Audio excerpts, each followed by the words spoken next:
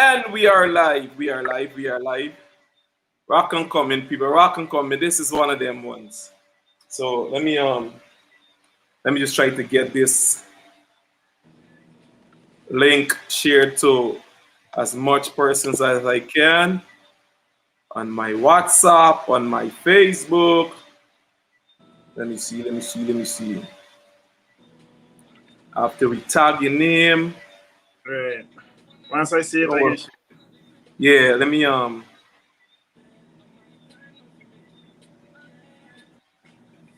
one second. Good evening, guys. Rock and coming, rock and coming, rock and coming. This is one of them ones that is gonna be a dope one. There's a song in the background, man. Right, I'm playing 592.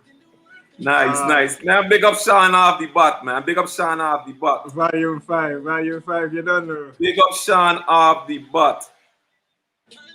Alright, so I'm trying to get this golden hour. We're heading there, man. Yeah. Do your thing, do your thing, do your thing, do your thing. We got some time. Do your thing, do your thing. Do your thing, we got some time. Alright. Good night, MP Natasha Singh is in the building. Big up yourself, MP.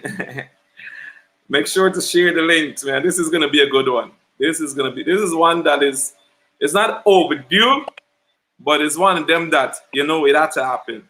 It was inevitable. Nah, I'm gonna get into it. I'm gonna get into it. Oh Lord, I'm ready. You're ready? Give me a second. We got a couple more minutes. All right. I'm just sharing this in. All right. This is funny. Man, I'm so like not good with Android. Like I be making so much typos in Android, man. So yeah. Get it to Apple. I have Apple and Android, but I don't know, for some crazy reason my Apple phone be acting up, yo. This won't be acting up, man. This won't be acting up. So I'm about to share it with my WhatsApp contacts now, and then I have to go share it with all of my with all the groups that I'm on.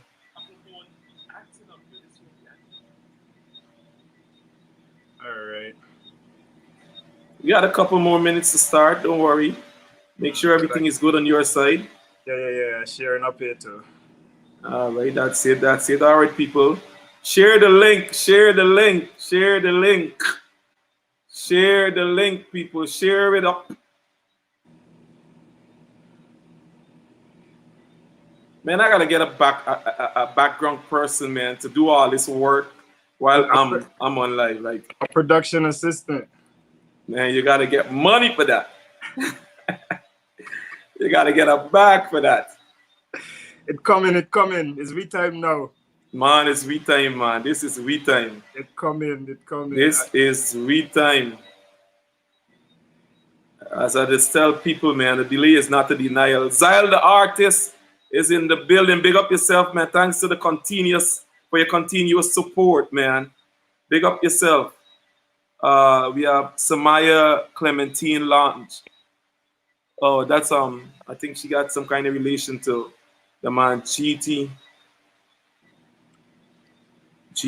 Reaction, if I'm not mistaken.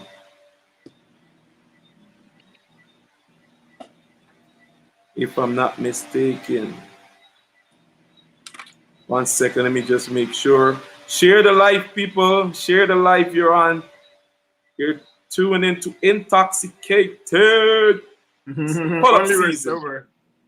Yeah, we sober. I don't know what you're drinking, but I'm drinking some water. I got some Riesling. That's a wine? It is a white one. Okay.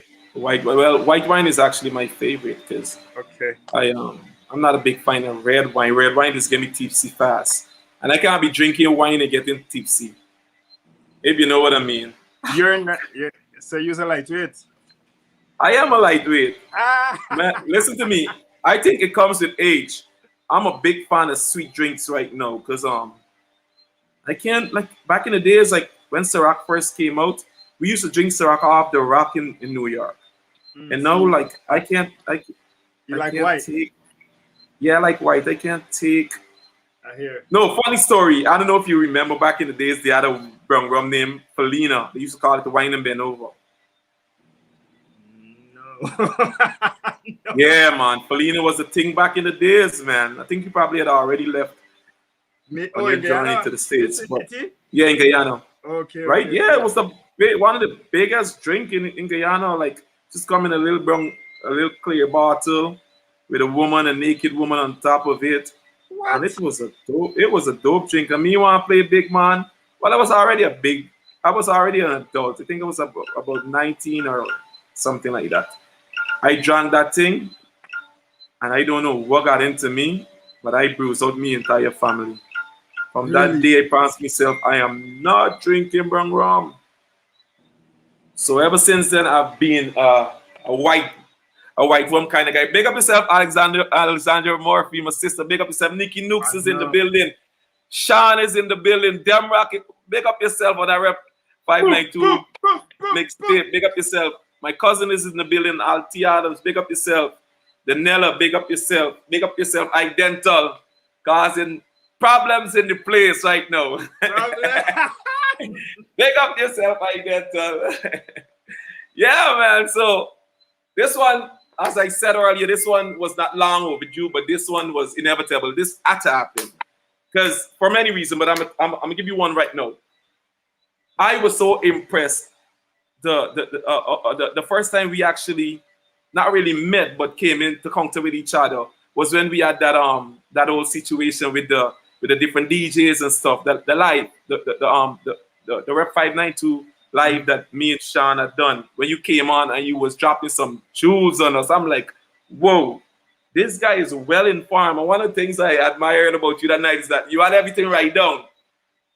You had everything right, and when you was writing down as we was talking, I'm like, nah, this guy means business. And then I began following you. We connected on Facebook.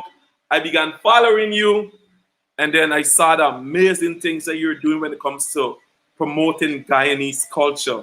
I'm like, this guy is a force to reckon with. I have to support him, and I have to interview him, you know. And before we get any more forward, let me just introduce myself. I am Jamall Adams, aka Jell Adams. Welcome to another episode of Intoxicated, the Sip and Chat Show. Tonight we have the man, Guyanese Tapestry. You're gonna get to know his name and everything else. And I purposely didn't send you a pre-interview spreadsheet for you to answer pre-interview questions so that we could know what we was gonna talk about. Because I know that you just do interviews, so this is like a cross-examination.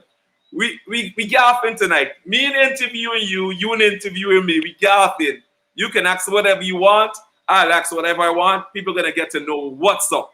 But the first question I would like to put out there, and then I'll allow you to introduce yourself to the viewers. Then, because we got about 20 people in the chat already that's viewing, and then you're gonna tell me how you're doing mentally, because it's a different time we live in. And then you're gonna go ahead and introduce yourself to the viewers that's watching. Thank you. That's a very unique and creative way of doing this. I like that. Thank you, Jamall. I am really humbled to be here. I am.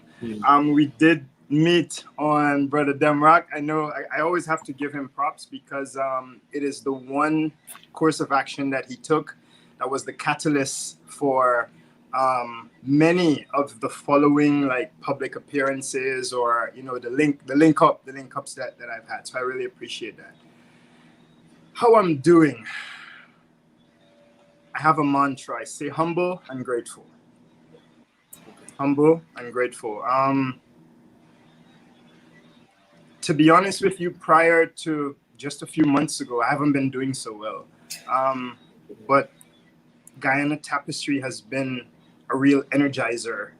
Of course, everybody is affected by the pandemic, obviously, in different ways.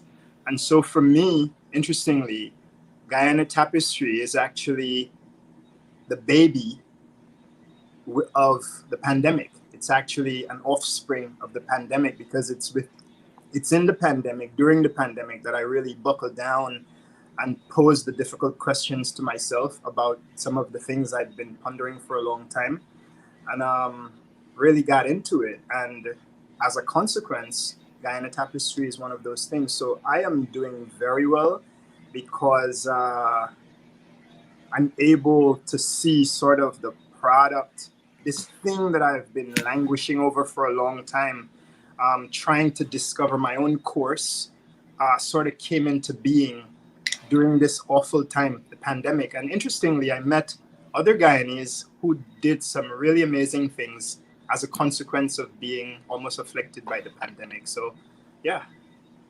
How are you doing? Man, Other than causing trouble online. not bad trouble, good trouble. I know, good trouble, good trouble. You have to make a scene to be seen sometime. But as I just tell my friends and my family, whenever they ask, like, well, not really my family, but friends, like whenever they ask how I'm doing, I just be like, how am I looking? So this is how I'm doing. This is me both inside and out. Well, Right. you look sharp, you look good, brother. You look And good. that's how I'm doing inside, And as I was mentioning, I have a praying mom, I have a praying cousin, I have some supportive family, and I have supportive friends, and I'm doing great, man. God is good, God is wonderful, and God is good. So that's how I'm doing, man. So go ahead and introduce yourself to the viewers who may not know who Guyana Tapestry is, man. All right. So thank you again, Jamall. And it's good to hear that you're doing well. It's good to hear you're doing well. A lot of people still aren't, right? So the gratitude, it's a blessing to be doing well every single day. Yeah. I am Pelham Van Kooten, aka Chico. I say that because it's easy. It's my false name from home, and I initiated this project, Guyana Tapestry, something that I've had a passion for some time, and had to get over my own fear. I've been living in the US for some 20 years now, exactly 2 decades, just a few weeks ago. Where'd you go, Jamall? I'm right here. Yeah, okay, I am here. Okay. So I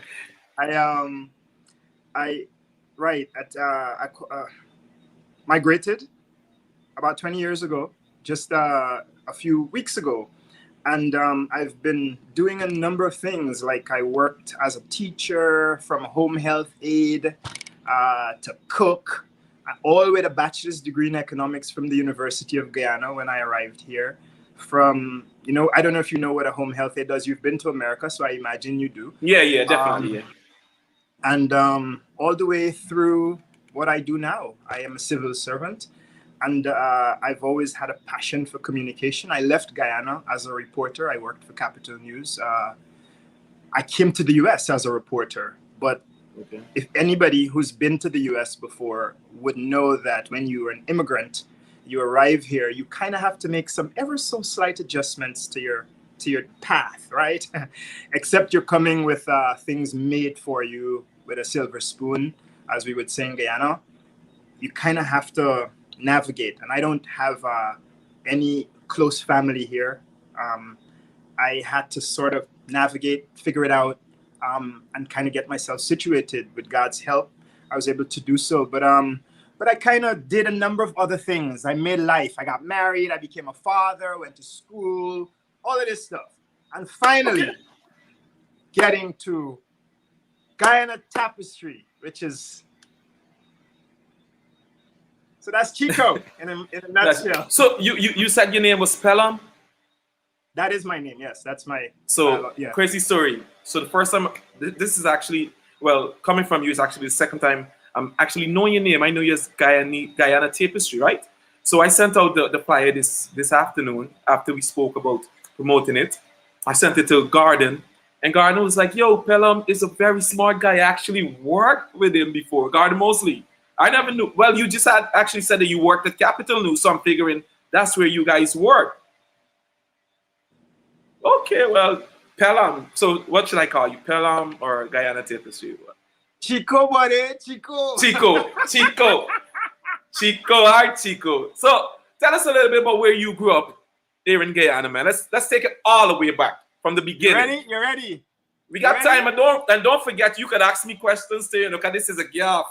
This is not a one-sided thing. Good. Well, good, because we just learned during our conversation before the broadcast that we were neighbors, right? In Guyana, we grew up in not too far from each other. Each other, yeah, each other belt. And me and Nartis, which was literally, well, like Nartis used to be the bad man place back in the days, man. Yeah. All right, then. Hey, I mean, but you know, and I tell people that I am the way I am because I wanted to be this way. Growing up in Nartis, if you know Nartis, so you know that it's not exactly Prashad Nagar or you know, or Belier or wherever, but I'm grateful because as I was thinking about some of the questions you might ask, I thought it's interesting because Guyana Tapestry is a community project. That's how I think of it. I think of my life as a community project. Like so many people have made input into shaping me, the person you see now, into who I am. People in Guyana, in Northeast, the church I attended, the pastor, his wife and his children, my neighbors, we would say my ready-made mother, Gloria Thompson, who took me in when I went to UG and we didn't have electricity and I needed a place to study. Her son, who was a mentor to me and was coming to America. I mean, it runs the gamut, but I lived in Northeast. I went to back school, East Rhineville Secondary School. I went to Girl Guides Nursery School and then St. Sidwell's, Durban Street Primary, and then St. Sidwell's Primary, which is right there by Coffee. And went to Girl Guides Nursery School too, which is there on Brickdam and Vlasinjan Road. Pavilion. Next to Coffee. Right next to Coffee. Then I went to St. Sidwell's Primary. Then I went to East Rhineville Secondary School. Graduated from there. Then I wanted to go to UG, but my mother couldn't afford it at the time. So I went to GTI, got my 2-year diploma. And then I went to UG. And literally, I completed UG on the 8th of June, 2001. I did my last final. And on the 16th of June, I was out of Guyana, never to return to live again. Now, what year was that? 2001. 2001. So you've been there like about 20 years now, 2 decades. Exactly. Yeah. Oh, nice. So what were some of the challenges you had as a kid growing up there in Northeast, man?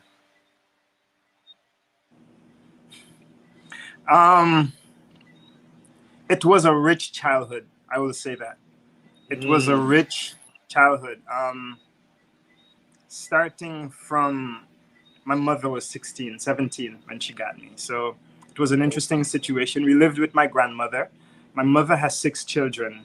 She had 5 at the time. I'm the oldest. And we were poor. We did not know what it meant like to have electricity until I was about 19 when I moved to Sister Gloria's house, right? My family moved and went to another house. They just moved out because the house eventually fell. It was so old. So, and then that's when they moved to a place with electricity. But we lived all of my childhood without electricity. It was a very old house. My grandmother fell through the floor, a 14-treader height house. She fell through the floor. There's a big old mumbody, and she lived. Some really dramatic experiences. I mean, it's only God. And which is part of what inspires my passion for Guyana Tapestry, because I recall what inspired me initially, why I did economics at UG in the first place. I wanted to work in poverty relief. But you come to America and you just get caught up, you know. Man, tell me about it, man. Tell me about it. But I'm grateful, man. I'm grateful. Just the fact that I was telling another friend last year this time, I was digging. I was writing scripts, tearing it up, thinking about it again. How do I want this to look? How do I want it to, right? This year, I'm on this with you now. Man, perseverance. Yeah, That's it's all you gotta do. You just gotta persevere. So something grateful. you have to be. Gratitude is a must, man. To everybody that's in the comment section, I see you. We have Zamir, we have I Tefan gotta come and see Telford. what it means here. Yeah, we got Zyle, we got Sean, we got Tyrese, MP Nima. Don't forget, I am praying for you too. You see, my MP says she's praying for me too. So big up yourself, MP Nima. Kevin and Ice, big up yourself. Big up yourself and Ice. Big up Hey, yourself. Jamall. Identical. Yeah? My brother there in the comments. Oh, I can hear you asking that's Stefan Telford? Right.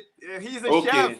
So he's telling me to tell you about my grandma, the black pudding where she used Black to pudding, make. I'm seeing it.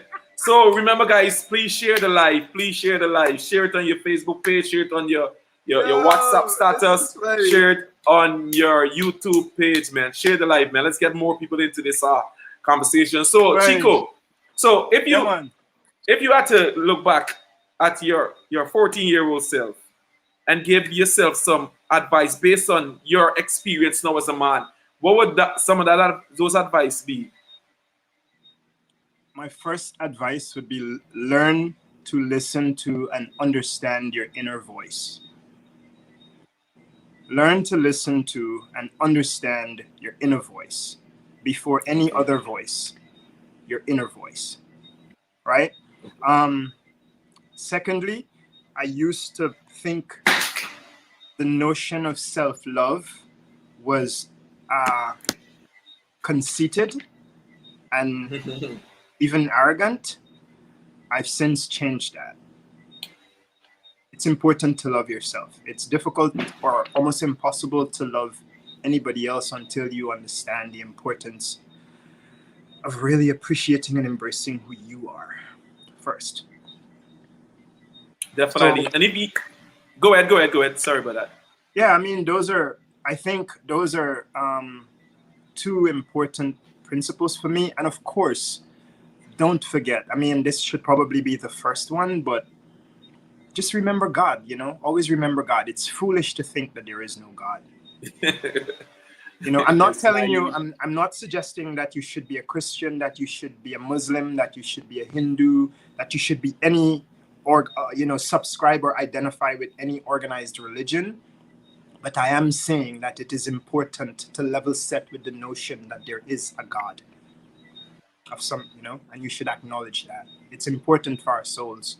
So, yep, 3 pieces. Yeah, definitely, man. And one of the things, of course, the fact that you must know that there is a God, that is key. That is cool right there. But one of the things that so that you said is self-love. Be aware and what know what self-love mean. And if you look in the holy books, it always tells you everything starts with self. Do unto others as you would have them do unto yourself. Love thy neighbor as you would love yourself. So, and me and my sis from Identical, Karen, we was just talking about this the other day. We was like, when people saying that they don't love their parents and they don't love themselves, how can they love? You Identical is talk off of Facebook. That's why they're picking up fire rate for one another. That's my sister.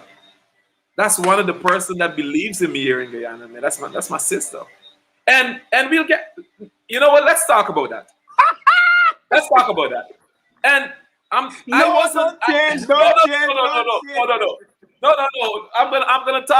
finish what I was saying, then I'm gonna continue. So yeah, if you can't love yourself and you can't love your parents, you can't love nobody else. So self-love is important. So everybody who knows me knows how I feel about my culture, my identity. I'm pro-black. I love my black self. I love black people.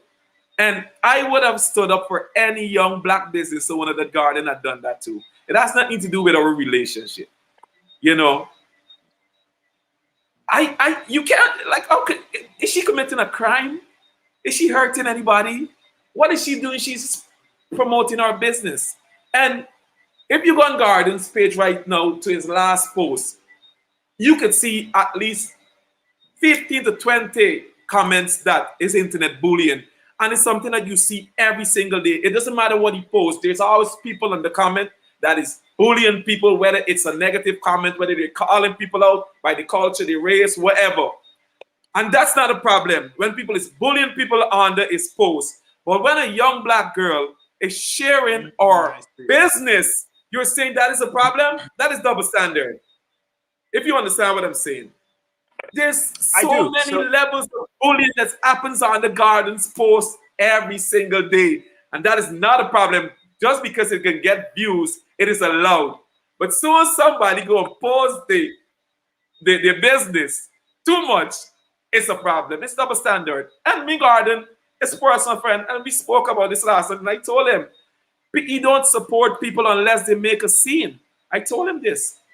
That's how I got Garden to support me, because I went out and I called him out for it, because people was telling me, reach out to Garden, reach out to Garden, reach out to Garden. I reached out to him 10,000 times. He never posts my stuff.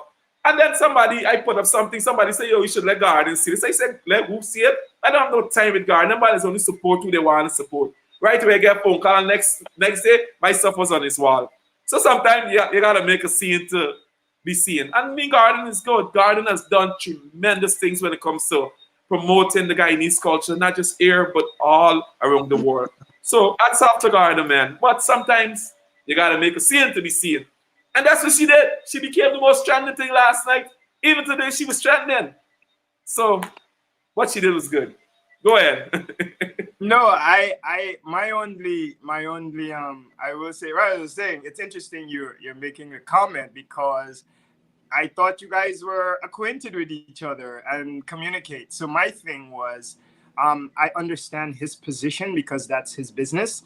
And I understand her position because she's trying to promote her business. And we're sort of in the same spot where, you know, you're looking for promotion to get the name out there. And clearly, if someone has that name recognition, that association would be helpful. But I'm not willing to trade my I'm going to ask, I'm going to collaborate, I'm going to cooperate, but I will not find myself in a position being insulted or shunned or, I've been rejected.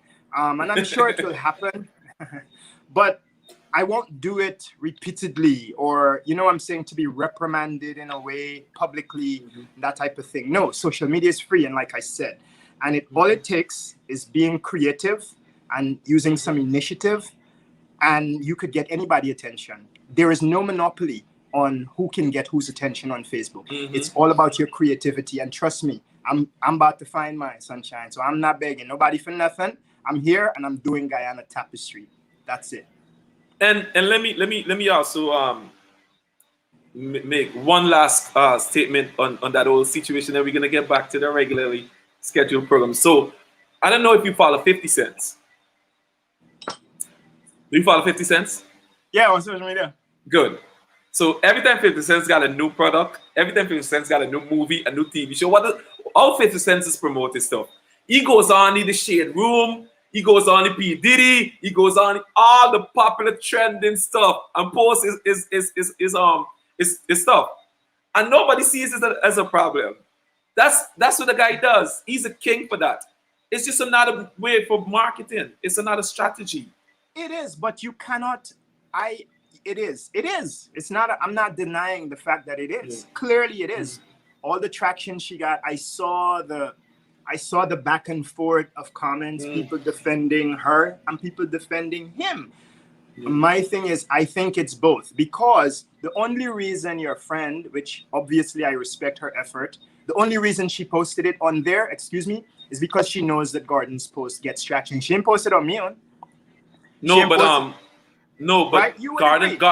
Garden's page isn't the only page that she posted it on, I understand. But I'm saying that she gave specific consideration. Definitely, to posting it on his page, because she understands the benefit that accrues therefrom. Had he not been an influencer of sorts, she wouldn't be concerned about posting it on his page. So I'm saying, if we're going to operate in truth and in integrity, we know that her motive was to generate awareness for her by putting it on Gordon's page. And so, yeah, definitely. right. So the fact that he initiated that post, I know social media is free. I'm on there too. But I think it gives him, because of the nature of his platform, everybody knows what he does. So there's legitimacy to his concern for people, sort of using his name and the platform he has built for free advertising. When he earns his income, the Bible says a workman is worthy of his hire. He earns his income by generating followership and commentary. Definitely. And you know what I mean? So let's be reasonable. I think it's a give and take, and that's just my. It is a give and take. It is a give and take. But as I would have set the garden last night, Facebook had an option whereby you could disable comments. So, once you disable that means you want people to post comments. But hold on. So let me, because of course he benefits too. He benefits from that controversy too. Exactly. We ain't stupid now. Come on. Exactly. He won't disable it. Right, of course not. Garden is years, 21, 22 years I know Garden. He thrives on that type of energy. Yeah. So that's his thing. Man. But I want to ask you a question now. What? Why do you do what you do? Why do I do what I do? What's your why? Because my birth objectives, my obligation as a young Black Guyanese is to dedicate my energies towards the happiness and prosperity of Guyana. Those few words. That's why I do what I do. Big shout out to my colleague Astil Collins. I've been to several seminars that you would have done, and he just repeat this quote that some African guy said, that I'm not African because I was born in Africa. I'm African because Africa was born in me. I do what I just do because Guyana was born in me. Everything about me is Guyana. The blood that flows through my vein is Guyana. So when persons that knows me, knows where I came from and where I'm at right now, I'm talking about in terms of me leaving America at such a young age and coming back to help with the development of Guyana. They look at me like I'm crazy, like I'm mad. But they don't understand the genuine love that I have in my heart for Guyana and for the people of Guyana and for the development of Guyana, So that's why I do what I do, because it's one of my board obligation, I have to do it. If I don't do it, who's gonna do it? Purpose. Who's gonna do it? Yeah, so that's why I do what I do. Follow-up question. Yeah.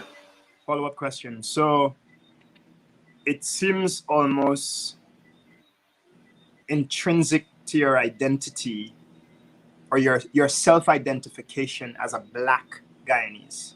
Yeah. I'm branding myself Guyana Tapestry. Yeah. There's a reason for that. Mm-hmm. Why is it important for you to add that African or Black as opposed to just Guyanese? That's a very good question, and it is something that it is something that came unconsciously. I guess it's because yeah. Of course, that's what you do. That's what we do. That's what we do.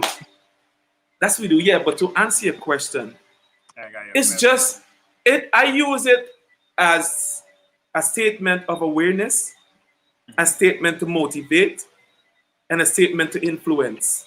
Because we Black people, we're coming from a bloodline of trauma, a bloodline of abuse, of caste, being the black sheep, being everything that's negative. So whenever I say I'm a Black Guyanese, I use it as a motivational speech to motivate people that if Jamall is a Black man and would have came from all of these, would have jumped over all of these hurdles, guess what? I could do it as a young Black man. Because the system is against us. It doesn't matter if you're in Guyana. It doesn't matter if you're in America. Even in Africa, the system is against Africans. So it's bigger than me, and it's bigger than just a statement. It's everything I represent and everything I want people to know that I represent. So, you know. I respect that. Thank So you. yeah, Thank you. Thank you. I want to know. I seriously want to yeah, understand because as you said, I'm again humbled by your observation of some of the Guyanese that I've been meeting, right? yeah. And it is not by accident that I have tried to ensure, and I will continue to try to ensure that whoever we talk to, it reflects the tapestry of Guyana, the true tapestry of Guyana, because Yeah. you say that, and I firmly believe that. You know, it's interesting how you don't really know who people are until you talk to them, until you hear the Facts. story, which is why I Story. value Yep. storytelling. Mm-hmm. So, you know, when we met at first, honestly, as recent as this afternoon, I'm being honest with you, I told someone I didn't think you liked me very much. Wow. I didn't, honestly. Why though? Why? I didn't. So, but I'm saying that to amplify, to stress the point of the importance of A understanding conversation. people and understanding Mm-hmm. what they stand for, right? Because if you go based of just what you think, your perception or even assumption or whatever, there's so much room for. So I really, and I say all of this to say it's just how your sense of purpose collides with mine. Mm-hmm. That's all it is. Because Mm-hmm. I'm very important. My whole objective in telling Guyana Tapestry is also to change the narrative about us. There's this Yeah. narrative that is It is. patently Yeah. false or misinformed, right? And so I really want to, which is why do things like Brother Demrock. This is a young black man doing good Mm-hmm. in business. And, you know, he's in his Mm-hmm. corner just doing his thing, positively influencing people, one individual at a time, right? You Yep. know, Yep. these artists, and it inspires me. And you hear some of my own story from Guyana. That's why it does, because I know we know where we come from. So Yeah. I'm glad I asked that, brother. Yeah. I'm actually glad you asked that too. So tell us a little bit about that transition from coming from Guyana and going to America. What was that experience like for the first time? Well, I was 22, yeah. And I was at So church. you're telling us you're 42 years old now. Yeah, I am. Okay. Yeah. So I was very sheltered. I grew up in church, like, you know, from tender age. I was baptized, I mean, all the way through. All through my primary school, high school years, college years, everything. So I say it because you know, and we lived in such a small community. I was very close with my siblings, my mother, my grandmother, you know, these are the people I grew up with. So coming to the US, you know, Naratiz, Bana, you know, transferred to the big city. Bright And lights. right. So it was all about self finding. I experimented. I experimented, you know, within wholesome confines, but I experimented, you know. I literally, it was a journey I learned myself because I was here. All the people who I grew up with, they were at home. It was literally me being uprooted, leaving my friends, my family, my religion, my own culture, my job, everything that we had formed and had been accustomed to, which is really not unique to me because this is the immigration story, right, for the vast majority of us. And I wanted to come to America because I thought, given my circumstances at home, my family, of course, with all that we'd heard and seen of America, I thought it would be the thing to give me a better opportunity to kind of maximize self-actualization. I wanted to pursue an education. I wanted to work certain, and I was frustrated with some of the options I was offered in Guyana. I'd missed scholarships. I'd been awarded scholarships for excellent academic performance, but I couldn't take advantage of them because my mother and parents didn't have the money. Bank lodgement, I get PSM scholarship. I couldn't take advantage of it because they needed a transport. We used to live by my grandmother. Ain't got no transport. Me didn't even know who house it was, much less for find transport. Had to give up the scholarship. When I was in second year UG, because myself and another young lady, Shelly Passad, performed so well, we were both offered scholarships to go to Canada to continue. Shelly go to Canada, graduate, live in there, and I couldn't take advantage of it. I didn't have the means. So for me, coming to the US was a way. Actually, I was also supposed to go to the Dominican Republic to do my master's in economics. I had an option between staying in the US. And when I got here, I spoke to my mom and I said, I could stay because of the nature of the work I did as a reporter and as a journalist. My visa allowed me to stay and work here. Or I could go back and do school. And my mother said, well, we always wanted to do, stay. So I forfeited a master's degree and a second language in the Dominican Republic to stay in America. Just think of how the path, how different my future would have been. Trajectory could have been, right? Could have been, yeah. So, right. So when I say all of this to say, I sincerely believe that where I am now is a matter of purpose, because there were so many twists and turns in the road that has led. I mean, I've been to the military. Let me not tell you about the experiences. We'll get to that. But man, I hope I answered the question. Yeah, definitely. What I would like to get back to is you made a statement earlier. I didn't think you really expounded it too much. That up until this afternoon, you actually told somebody that you thought I didn't like you. Why? What was it about our interaction, or maybe because of the fact we didn't interact? What was it? Because I'm like, a lot of people does that to me. A lot of people. Really? I don't know if it's because of how I carry myself. I am, as much as I'm this much of a bubbly person, I'm an introvert. I'm not a person that would go and approach people and have conversation and stuff like that with them. I prefer to stay by myself. So people always kind of, misunderstand me a little bit. So I want to know what was the reason behind that feeling that you had. So remember when we were on the program, the show, the live, whatever, and it ended. We had the conversation. It ended, and I told you guys. I said, I don't know what kind of encounters you guys were saying. You got to promote yourself. You got to push yourself. I don't know if you remember. I made a joke, but I was serious. And I said, you guys are going to see me on the road. Yeah, remember, you definitely did that. You said that, yeah. I said, I'm going to come and I'm going to knock on your doors.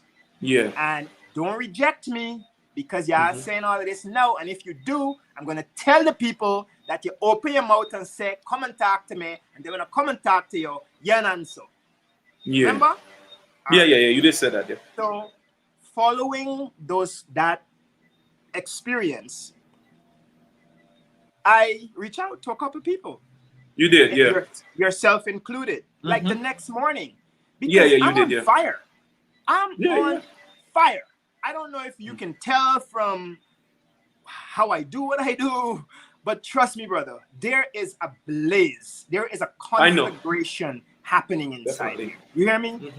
I'm doing everything I can to contain this volcano. You feel me? That's how explosive it is. So I reached out to the people who I thought would be, and I would say that I did not receive the kind of reception I anticipated. I will say it like that. right? And so again, you kind of test that I will not. I will be polite. I will be cordial. I will be respectful, but I will not beg. I won't, because I understand my value and I understand what we bring to the table, and I do not need to beg you to put my 18 karat, 21 karat gold on your table. I know I got this. You know you got that. Trust You know me, you you don't got want that. it. I can keep it and carry it elsewhere.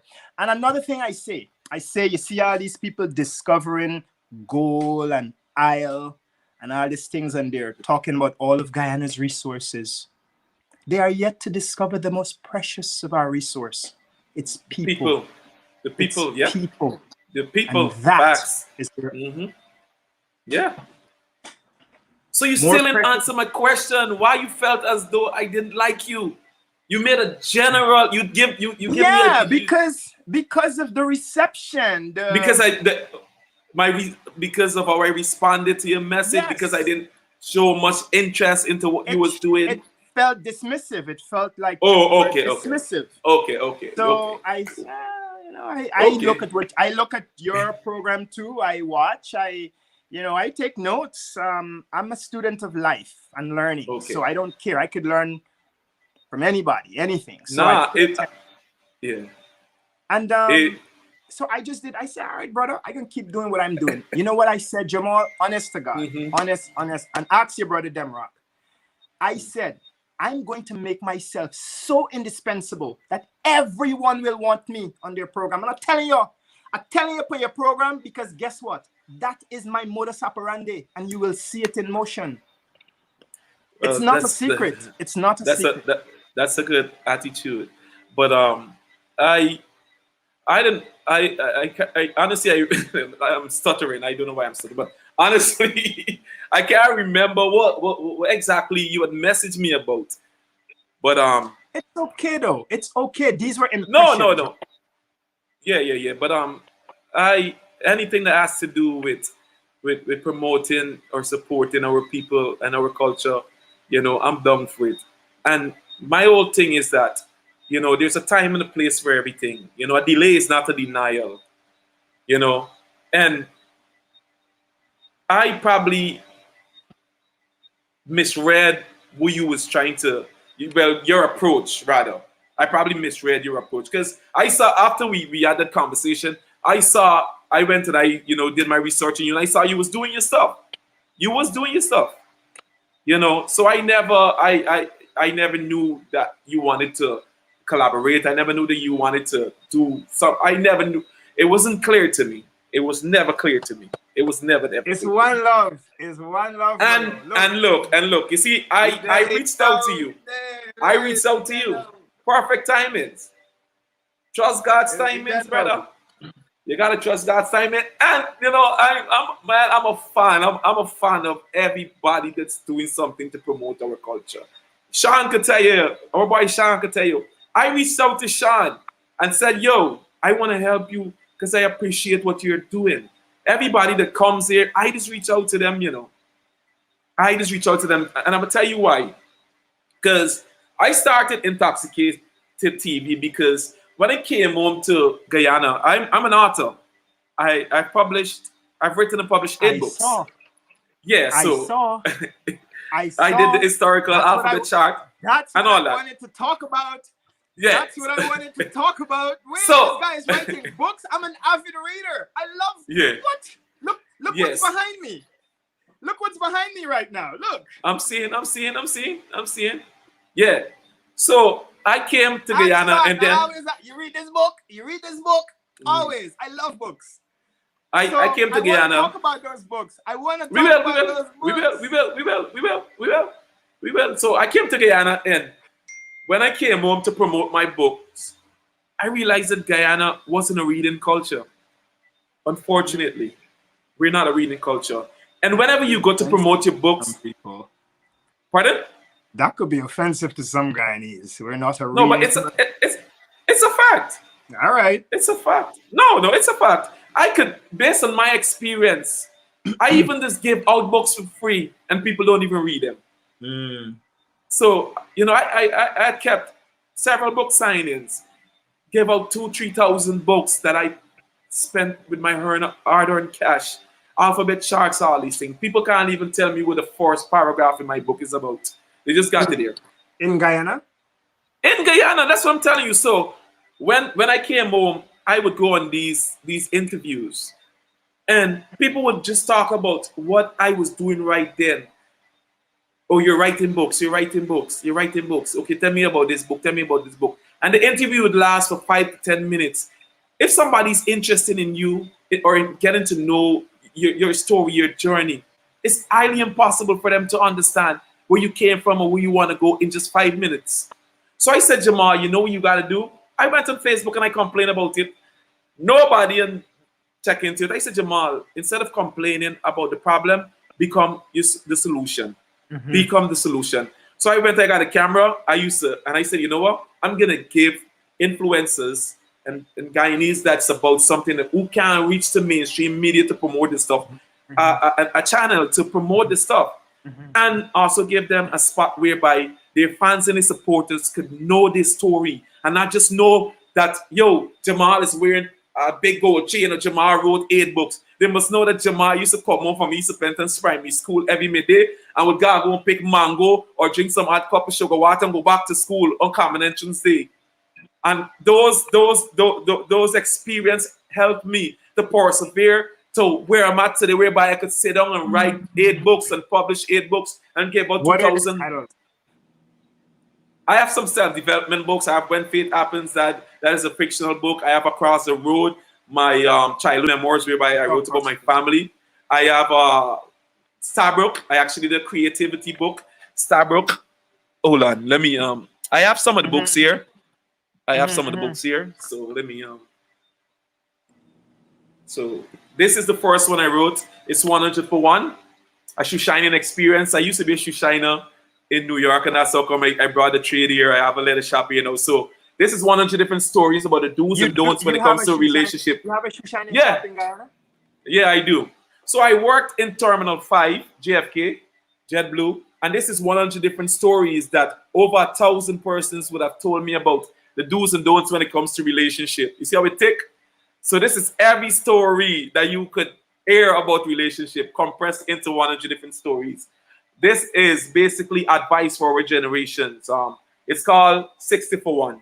If you look at the 5 senses and the brain, all the senses actually connects to the brain. And this book here, what I asked my customers is, if you were to give my generation, while I was 27, one advice on how to not only make themselves a better person, but also assist in making the world a better place, what are some of those advice? And these are some of those advice. These are 60 advice. So we have break down stereotypical barriers. We have maintain control of your life. Be respectful. Don't be a yes man. Keep yourself busy. Do what works for you. And then I wanted to be a parent so bad. But, I didn't have the experience. So what I did, I asked my customers also, what are some of the advice that they could give to me when it comes to being a parent? And this is 30 advice. If you look, these are like our little sperms going into the eggs. So this is 30 advice. And this is one of my favorite books. It's a fictional book. It's called When Fate Happens. It's basically the reassurance of fate. It teaches you that whenever you think you got it bad, there's 10 million people that got it 10 times worse than you who would kill in the wink of an eye to be in your position. So this is my baby right here. I love this book. I wrote this book in 3 months right here in Guyana. And then I have a creativity book called Starbrook, whereby kids can read and also color. I have the alphabet chart, the historical alphabet chart, A to Z about national landmarks about Guyana, stuff, But as I said, it's not a reading culture. So, and I always joke to my friends, I was like, listen, when I was living in America, people used to fly through JetBlue just to see me and buy my books to get my signature. If you look at my Facebook, you would see how many customers selling the books while you were working there. Yep. I even did. Greg Macker even came to the airport and did an interview for me. I was in New York one. If you look at my Facebook. So when you have a story of your own to tell. Man, so when people that knows me and knows my capabilities, to see that I'm in Guyana just regular and just trying to promote it, is be like, this guy is mad. Something is wrong with this guy. But they don't. What is regular? Back when I used to live in America, I used to wear the jewels on me. Now in Guyana, I carry the jewels in me. They're not seeing that flashiness That's like not how they. regular. To some people it is. To some people it is. To some people it is, brother. To some people it is. I just have to read your books now. Like, you see. To some people it is. Yeah, but But you I know. respect it. I respect it. I respect it. And like you, Mhm. this is the reason I think Guyana Tapestry holds a space. Um, First off, I don't think it's regular. I don't think it's ordinary. I think the pursuit of your personal legend, your have you read The Alchemist? Man, listen to me. That's one of the books that I just recommend. Everything that the universe conspires in helping me to achieve everything that I want to achieve. That's one of my favorite quotes by Paulo Coelho. I love The Alchemist. I must have listened Okay. to that book on audio about 60 to 70 different times. And anybody who knows me knows that once we talk about books and I learned that they enjoy reading, I just always recommend The Alchemist. Perfect book. Perfect book. So, and which is the first one I asked you, did you read? The Alchemist. Good. Perfect book. So what I'm saying is, having read The Alchemist, I would not think much of any opinion that suggests you pursuing your purpose in Guyana is anything less than destiny itself, right?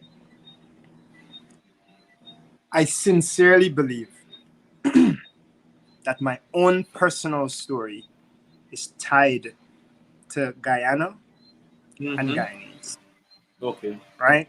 But I just tell you, I've been here for 20 years. You know how much thing Mm. I do? You know how much thing I do? You Mm. know how much place I been? And I come right back to Guyana Tapestry. Mm. You You could run understand? from man, but you can't run from yourself. So yeah, you're right. That's it. So I understand it, right? And my my journey might not necessarily be, at least right now, it might Mhm. not be in Guyana itself, but I feel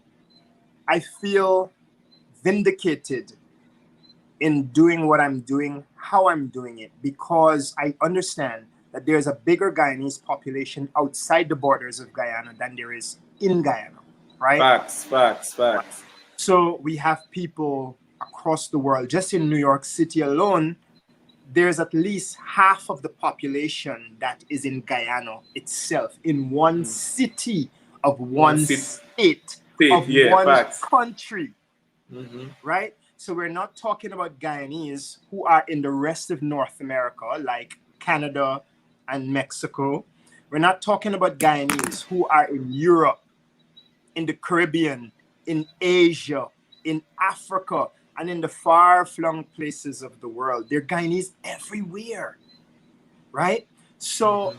I really feel vindicated. And the other thing I want to share for our friends to know is that, like, man, the kindness I've experienced from going to GT people and, listening to them tell their stories, hearing some of the challenges that they've experienced, the pride that they take when they see the golden arrowhead, Mm.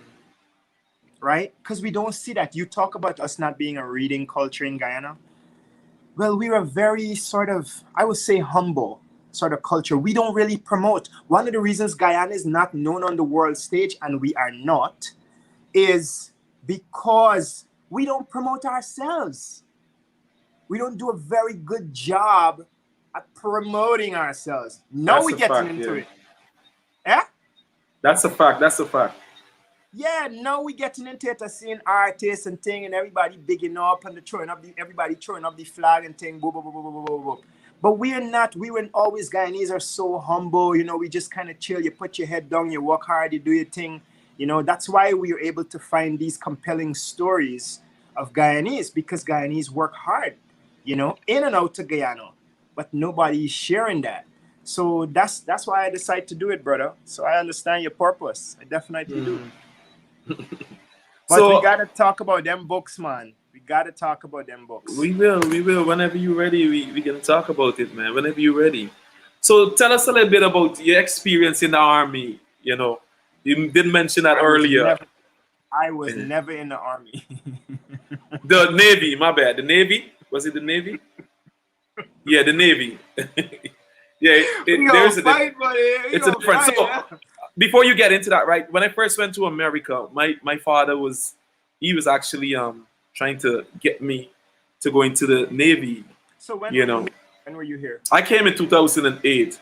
Okay. I came in 2008, and then I said, you know what, I'm gonna go to the Navy, but because I didn't have an high school diploma, I had to go get my GED, and then with the GED, I needed 15 college credits. So after getting my GED, I started LaGuardia Community College, and by the time I got those 15 college credits, I said, Nave, who? I'm in the city of the bright lights. I could do so much more. And then I just finished college. I actually did marketing. I have an associates in marketing, business management actually, So this is marketing your minor. thing. It is my thing, you know. I did some photography courses. I had a clothing line called Port Knockers. You know, I did so many things, man. So tell us a little bit about your experience and why you chose to enter the Navy. Military. Okay. So wow. And this is a good. It is a good question, right? So I was here. I was living in Atlanta at the time, married, father, and I've always wanted to go to the military. Actually, I wanted to go since Guyana. My grandfather was a major in the Guyana Defense Force, and he was in national service, so on and so forth. So I always admired him. This is my mother's father, Captain Van Kooten. He was very sort of, you know, cookie cut, uniform, spiffy. As a matter of fact, when I went to Capital News for my job interview, Enrico recognized Pelham Van Kooten because of his acquaintance with my grandfather, and they used to call him Spit and Shine. So that's because he used to polish his boots so good with Wow. saliva and kiwi polish that he developed a reputation. So having that model in terms of what the military life and experience was, I'd always wanted to go. I wanted to do the officer corps in Guyana, but I left after UG, right? So anyhow, I came here going through life experience. I was sort of at the crossroads of a divorce with my ex-wife, and I moved back to New York. And at that time, I felt really displaced. And to be honest with you, the military was a refuge. It was me seeking a place because I felt so alone. I felt very disconnected. I tell you, all my family's in Guyana. So my wife and child were sort of my closest family here. So when my marriage splintered, it was a very lonely feeling. It was a very lonely place to be. And again, the military was a refuge. I felt like it was the thing to sort of made me feel included in American society, because I always felt like the other. I never felt at home here. It was always about something. It was about school. It was about an education. It was about something other than life here. I only recently settled into the fact that this is home. Like, you got to get with it. This is home.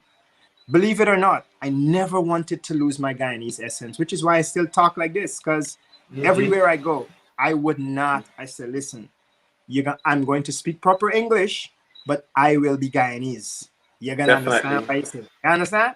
So I never wanted, of course you're in America, you live here, you got to, if you tag bladder Guyanese, they're not gonna understand everything what you're saying, especially when you're in those remote areas where I was stationed and so on. But the military was a refuge, and it was the best decision, one of the best decisions I made being in America. Although, while in the military, I felt terribly underutilized because I was an immigrant, right? I wasn't a US citizen at the time, and so I couldn't have certain jobs. It prevented me from having like a security clearance. I had to go through this process. And interestingly, it was a Guyanese who enlisted me in the Navy. Wow.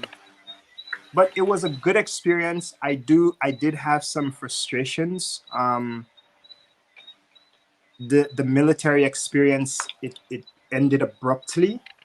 But it was the best decision that I made in my entire life. And I'm grateful, like, for my service, having had the opportunity to serve in the capacity that I did. Although sometimes I still don't feel a part of, after having served for almost 8 years, I'm grateful that I had the opportunity. When I first got there, like, I was stationed on an aircraft carrier. This was like 10 stories tall. When I first got to the ship, to stand on a ship and look up like a building, Whoa. yeah, was like some of the places I've been able to go to in the world because of the work I did and being in the military. Just is amazing. So I'm grateful. I'm very grateful. Give us one of those wow experience, man. Like something that just made you go like, wow, never expect this. Like for the military. Yeah, yeah. While you was in the military.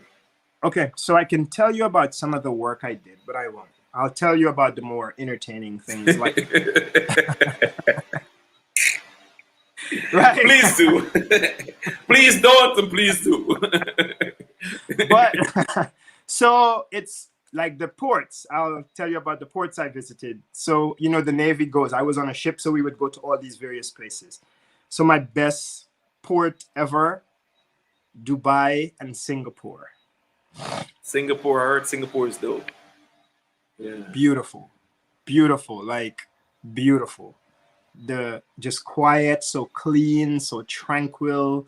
The people are friendly and entertaining. Of course, it's an Asian country, but technology, it's a smaller. I mean, it just was an amazing experience. And again, because I had heard so many stories about this Singapore from Guyana, I had these expectations when I visited, right?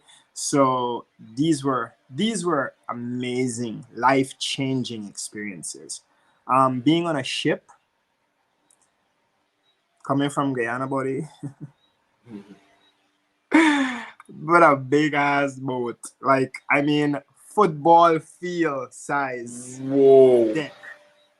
I mean, carrying 74 fighter jets, like different fighter jets, embarked aboard 10 helicopter squadrons, 6,000 people when we deploy. So just think if you could conceive of that. I mean, military equipment outfitted as if, you for any eventuality. So it was a real education. Oh, so I was a helmsman and what do you call it? I can't even remember. A helmsman, but the helmsman is the one who drives the boat. Okay. And the captain, so I was the they call it CO's cook or CO's aide. So the commanding officer's aide.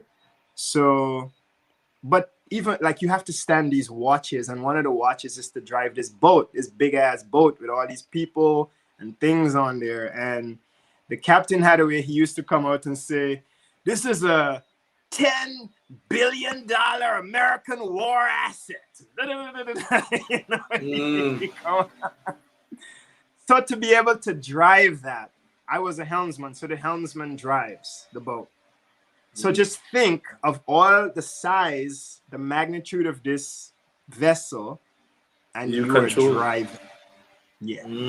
Of course, it's a team. It's a team of people, right? But you driving. You're the driver.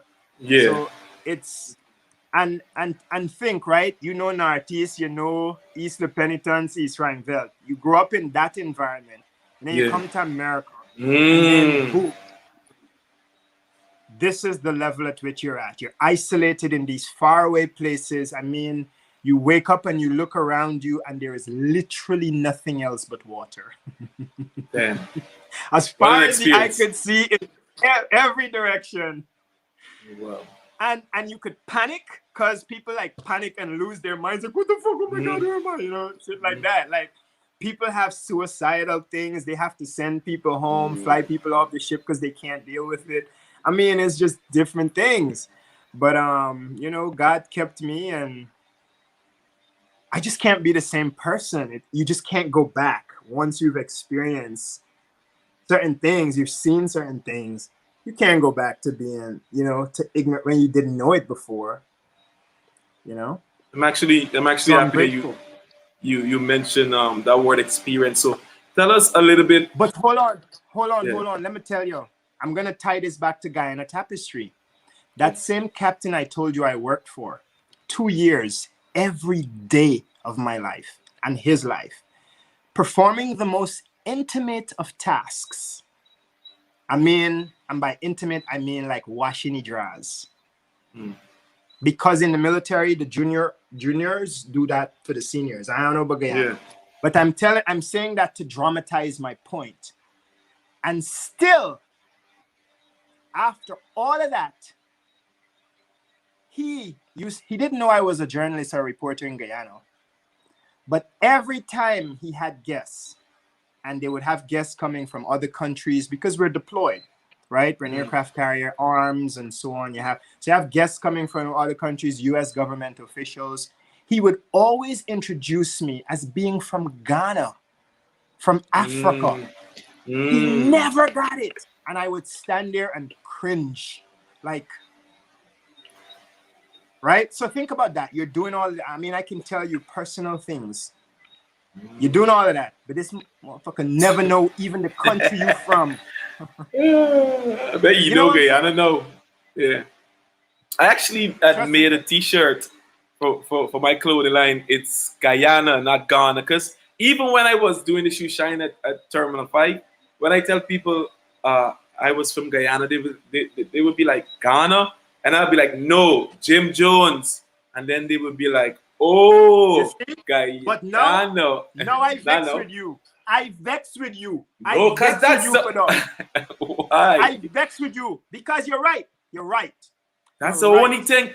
Prior this aisle boom that we're having right now, nobody knew who Guyana was, and that's a fact. But as soon as you say Jim Jones, they know. They automatically know Guyana. CNN got one show.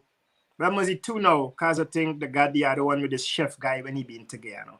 Yeah. But CNN got, I know about one show, brother. All the start, but it's Jim Jones. This is all the show, but Guyana. And the thing that offends me about that, Jim Jones is not even a Guyanese. A Guyanese, yeah. The man's not even a Guyanese. This man come from America. Bring people to Guyana. Kill them. Big massacre. And then we get put on the map like it's we, you know, okay, I know where all the thing happened. Is y'all come there and do this? So, tell us a little bit about, you know, some of the life lessons that you would have taken from the 8 years that you would have served in the military. What are some of the life lessons? Discipline. Of course. Self-control. And these are not things that I didn't know before, obviously, right? But they were reinforced by the experience. So, of course, you know, the US in general is very structured about everything. Everything. Facts. So, and I say this, brother, because as a person, I've grown very philosophical. I just kind of gravitate towards, and you seem to have that tendency too by some of what you say. The other thing I learned about America, everything is a philosophy. They govern by a philosophy. Facts. America is America because America understands philosophy and the impact of philosophy, the impact of ideas. Honestly, think about it. If an individual acts like this country does, right? I was drawing this parallel to someone earlier on this week. Think about how America conducts herself. She says, I am the best the world over. I am the land of opportunities. I am the land of opportunities. I am this. I am that. God bless America. I am brave. I am bombastic. I am cultured. I am. Who else says that about us? But guess what? If you say it enough about yourself, right? And you sell that idea, you market that idea enough, and compelling in a compelling enough way, right? Guess what happens? It becomes a self-fulfilling prophecy. Facts. And then the world over, and it draws people like you and people like me to leave our shanty towns across the world to converge to this capitalist capital to find, right, the land of opportunity, the land of opportunity. Right? But guess what? I walking from the time I arrived here till now. I tell my mother, right? Me and my mom, she's watching. We be having some conversations about America. And I said, you and dare to live the American dream. You live in the American nightmare. Because all I do is walking. That's not a dream. Who wants to walk 8 days a week, every day? True. But I will say, I'm Guyanese. I love my country, right? But I left Guyana because, I did leave Guyana. I tried to leave, the opportunity arose, and I left.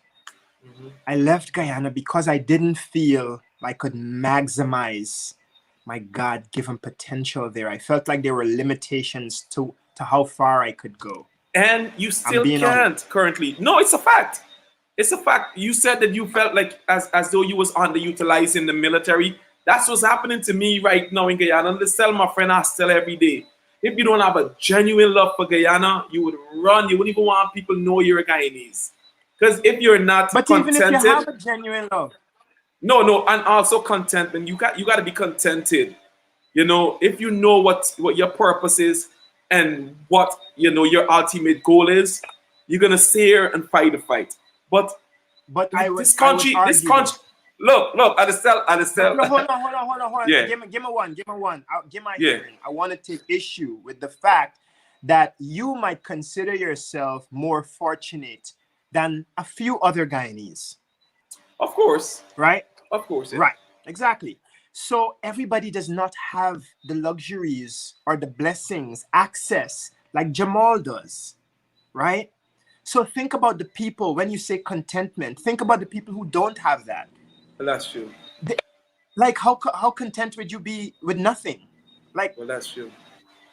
You know what I mean? Like some of us, we don't have very much, and I say that because I didn't have very much.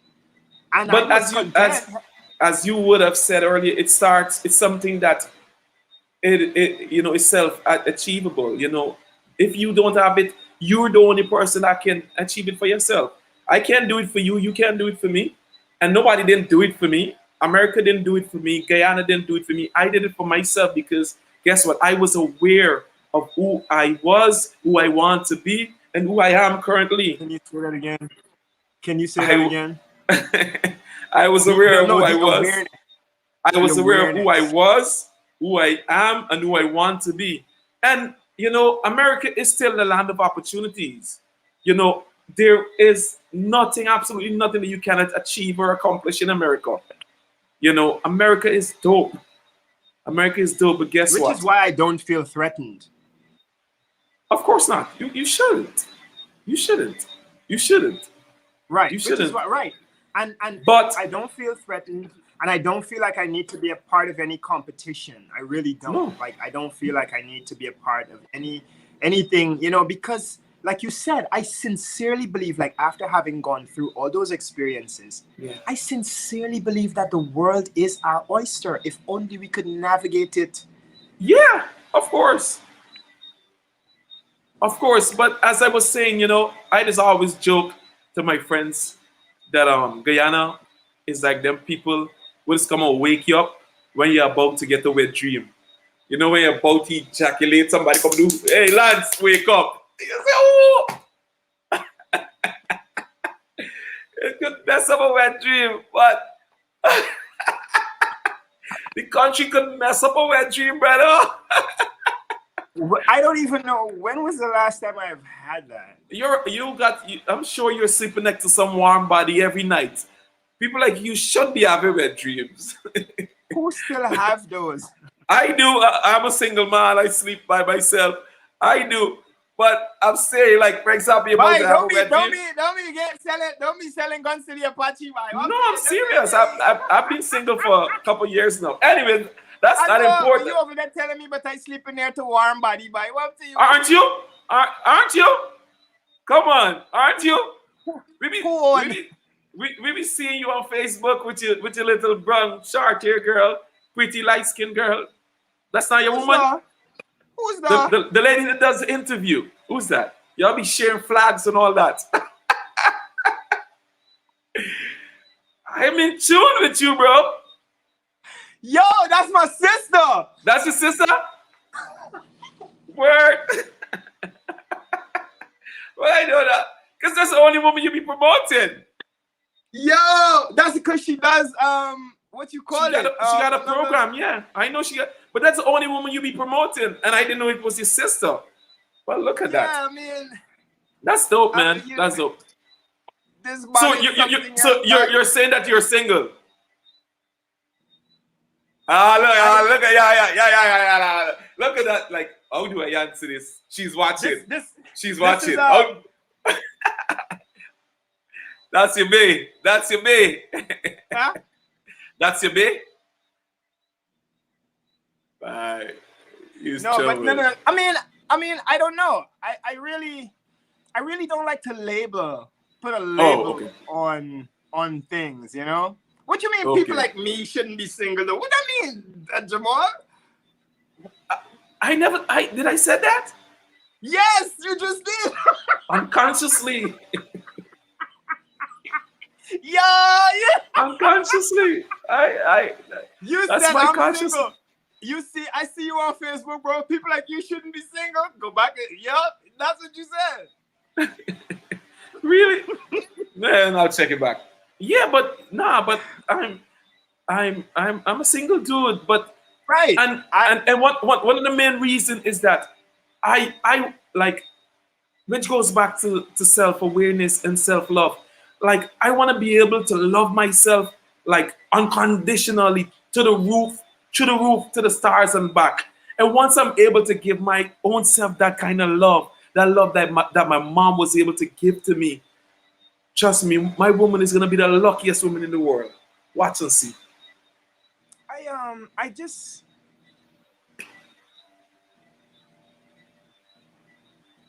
get it, man. Carry your fire. Yeah. Carry your fire. I think I don't know. I don't want to put a label on my interactions. How about that? Okay, that's good.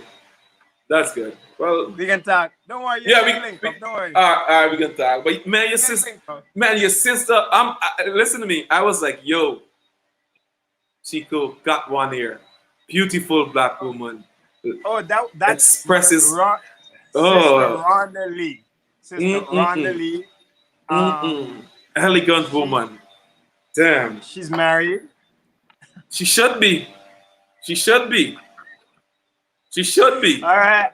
So, but she does what you call Book of Lives. Book of Lives, yeah. I'm subscribed to our Facebook page. Awesome. So you would be, I mean, a writer of so many books. Yeah. She's ideal. Yes, that's why I followed her. I just be looking at her interviews and stuff like Yeah. that. But as I said, Alana, man, timings. Like I'm the kind of guy that allows the universe to work in my favor. Like I would never try to run down something. je I just comprends. allow the universe. Like Je comprends. that's just me. I understand. I'm grateful. Yes. I'm Yeah, grateful. man. So Yeah, I say that I'm grateful, right? Because you guys, I don't even think you know. I don't think you guys understand. Or maybe you do. But maybe we don't talk about it enough. Yourself. People like Demrock. People like Gordon. Mm-hmm. People like Raul, Tony. Mm. And there are a few others. But we talk about the whole influencing thing. I think the thing about us, right? And I mean, who knows? Maybe I'm way off base. Maybe there's no credibility to this observation. But I sincerely believe we talk about the West and America and how she does things. I think we operate from a sort of a knee-jerk reaction space, right? As Guyanese, how we do things, we respond. We're more responsive as opposed to sort of setting the tones. Facts, yeah. We're reactors. And right. So a lot of this is cultural, right? In my observation, a lot of it is cultural. It's not that somehow you're lesser or you don't, It's just sort of like you said, that self-perception. I perceive myself a certain way. So I value certain things. I value humility, right? Or let's go to a better example. We grew up hearing our parents, my grandmother used to tell me, money is the root of all evil. That's patently false. It is, yeah. Right? But guess what? I loved my grandmother. I clung to everything she taught me, including the notion that money is the root of all evil. Yeah. So guess what? All the shit that I did, I never wanted money. Because in my view, it's the root of all evil. Facts, yeah. You understand? So I'm just using that. Now let's extrapolate that to a bigger scenario. We have all these little quirky beliefs that are self-sabotaging. You see what I'm saying? Self-sabotaging. If only we could adopt the big country mentality. If only we could be a little bit more bombastic and get out there and say, I'm the shit. I'm the shit. Guyana is the shit. You know what I'm saying? If only we could form alliances. If only we could form masterminds. If only we could learn to brainstorm ideas collectively. Right? Remember when I said on the first thing I said we'll do better as a fist than we will as a finger. As a finger. Facts, yeah. I could hurt you way more with a punch than I would with a poke. Right? All I'm saying, Jamall, we have this conversation tonight, right? We learned that there's so many intersections in our own stories, in our own journeys, starting with where we were born and raised, right? So now we take that commonality, we take this passion, we take this creativity, we take this ingenuity, this sense of purpose and direction that you have, and we weld it together, right? But you know why? You might be an introvert. You might be all of this stuff, but the trauma that you talked about, it is ingrained with us, a mistrust for each other.